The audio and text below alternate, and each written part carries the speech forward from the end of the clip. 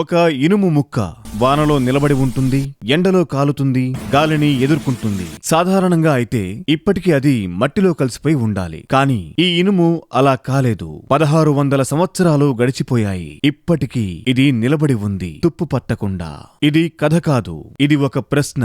Open sky కింద పైకప్పు లేదు, రక్షణ కవచం లేదు, అయినా కూడా ఇది నిలిచింది. దీని ఎత్తు 7.2 మీటర్లు, బరువు 6 టన్నులకు పైగా. ఇది ముక్కలుగా అతికించింది కాదు, ఒకే భారీ స్తంభం. ఈ రోజుల్లో ఇంత ఇనుమును ఒక్క ముక్కగా కాస్ట్ చేయాలంటే దానికోసం భారీ ఇండస్ట్రీ కావాలి. కానీ ఇది తయారైన కాలంలో ఫ్యాక్టరీలు లేవు, టెక్నాలజీ కూడా లేదు. అది క్రీస్తు శకం 4వ శతాబ్దం. రోమ్ సామ్రాజ్యం శిఖరంలో ఉంది. భారతదేశంలో గుప్త సామ్రాజ్యం వెలిగిపోతోంది.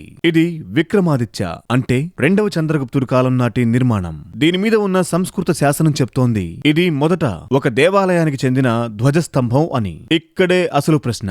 ఇనుము అంటేనే తుప్పు, వర్షం, గాలి, తేమ ఉంటే ఇనుము బతకదు. కానీ ఈ పిల్లర్ ఆ నియమాన్ని బ్రేక్ చేసింది. అది ఎలా సాధ్యమైంది? ల్యాబ్ టెస్టుల ఫలితం ఏంటంటే ఈ ఇనుములో పాస్పరస్ శాతం ఎక్కువ, సల్ఫర్, మ్యాంగనీస్ తక్కువ. ఈ అరుదైన కాంబినేషన్ వల్ల గాలి తగలగానే దీని మీద మిజావైట్ అనే ఒక సన్నని రక్షణ పొర ఏర్పడుతుంది. ఇదే ఆ కవచం, తుప్పుని లోపలికి రానివ్వని నేచురల్ షీల్డ్. ఇది కాస్ట్ ఐరన్ కాదు, ఇది ఫోర్స్ వెల్డెడ్ రాట్ ఐరన్. చిన్న చిన్న వేడి ఇనుము ముక్కలను సుత్తులతో కొట్టి అతికించి 6 టన్నులు చేశారు. క్రేన్ లేదు, మిషన్ లేదు, ఉన్నదల్లా మనుషుల జ్ఞానం, వారి కష్టం మాత్రమే. సరే, మీకు ఒక సందేహం రావచ్చు, టెక్నాలజీ ఇంత డెవలప్ అయింది కదా, ఇప్పుడు మనం ఇలాంటిది చెయ్యలేమా అని. ఖచ్చితంగా చెయ్యగలం. ఈ రోజు ఆధునిక మెటలర్జికల్ ప్లాంట్స్ తో ఇలాంటి పిల్లర్ని తయారు చేయడం సాంకేతికంగా సాధ్యమే. కానీ అది 1600 సంవత్సరాలు తుప్పు పట్టకుండా నిలబడుతుందా అనే విషయానికి ఈ రోజు కూడా ఎవ్వరూ గ్యారంటీ ఇవ్వలేరు. ఎందుకంటే డబ్బు పెడితే స్తంభం వస్తుంది, కానీ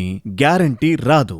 ఈ రోజు మనం నిర్మించే కాంక్రీట్ బ్రిడ్జిలు, ఐరన్ పిల్లర్లు 50 ఏళ్లు దాటితే రిపేర్లు అడుగుతున్నాయి, 100 ఏళ్లు దాటితే ప్రమాదకరంగా మారుతున్నాయి, ఒక్కో చోట అంతకంటే ముందే కూలిపోతున్నాయి కూడా.